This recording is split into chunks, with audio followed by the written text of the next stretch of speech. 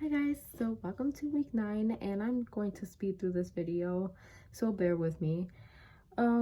First discussion is to discuss anything from the weekly readings, and I want to talk about the TED Talk by Jim Hammerling titled The 5 Ways to Lead in an Era of Constant Change. So the 5 ways he listed is as followed. First is to inspire through purpose. Second is to go all in. Third is to enable people with capabilities that they need in order to succeed during transformations and beyond. Fourth is to instill a culture of continuous learning. And 5 is to be an inclusive leader or to have inclusive leadership. And number 5 was listed primarily for the leaders. So I absolutely believe that these are five very efficient ways to lead in an era of constant change, because this is definitely the era that everything changes so quickly. And these 5 ways can maintain, if not also improve, and even create a very motivating workforce.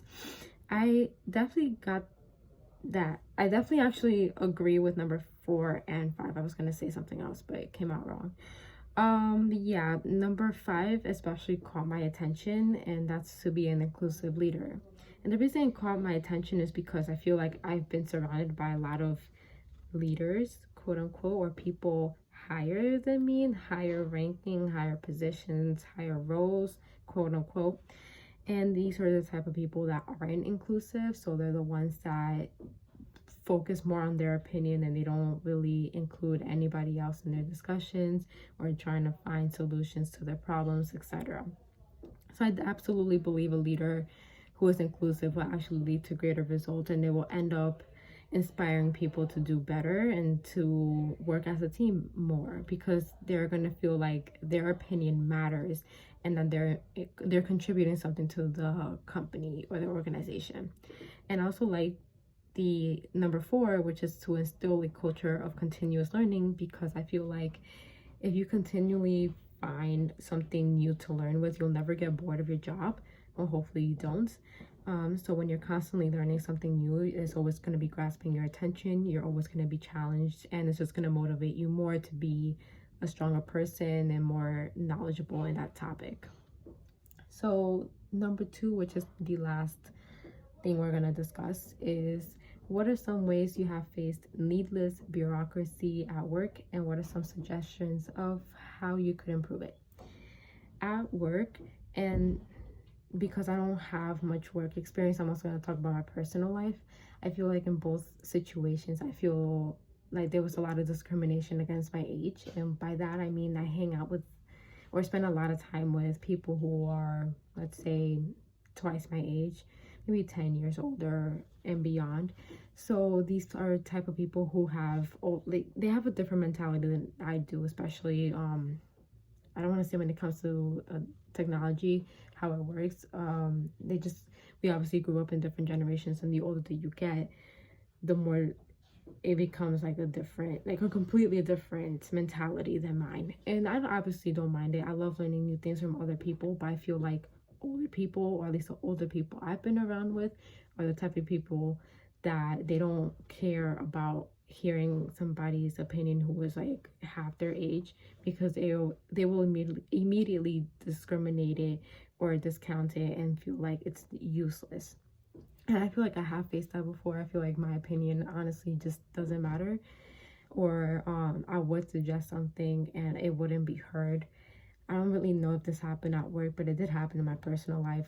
A lot of times it still happens, which is very frustrating, especially when you have a lot of experience. I don't want to like say, oh, just because I have a psych degree, I'm something else, but I did work hard for 4 years trying to understand how the mind works. And even though I still have a long way to go, I still know more than the average person.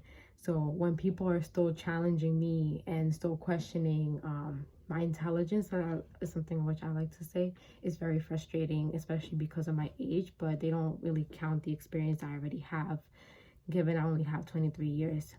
And I feel like sometimes I know more than them, or I know more effective ways or efficient ways to handle a solution, and people just tend to not listen. And I believe I actually spoke about this. I'm not sure if it was in this course or in the leadership course. But I did mention that my age, I feel like it has affected me so much and has prevented people from taking me seriously, just because like everybody thinks, oh, you're in your early 20s, you're like still taking everything as a joke. I'm like, honey, then you don't know me, because I take my life very seriously. And even for some people my age, but there's some people who take life more seriously than me, and that's just it. It has nothing to do with age.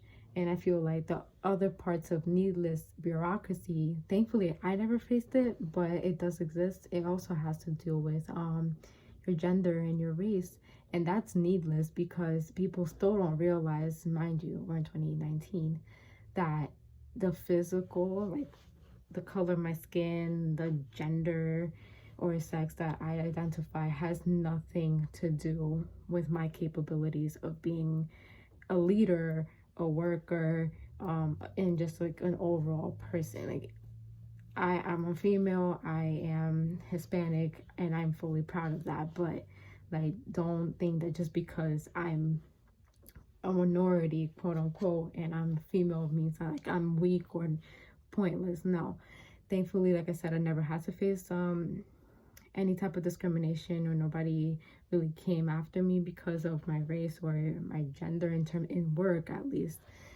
But I know that this is an issue that gets faced by other people, and we just need to get out of that mentality that those factors have something to do with being a good leader or just even a good person.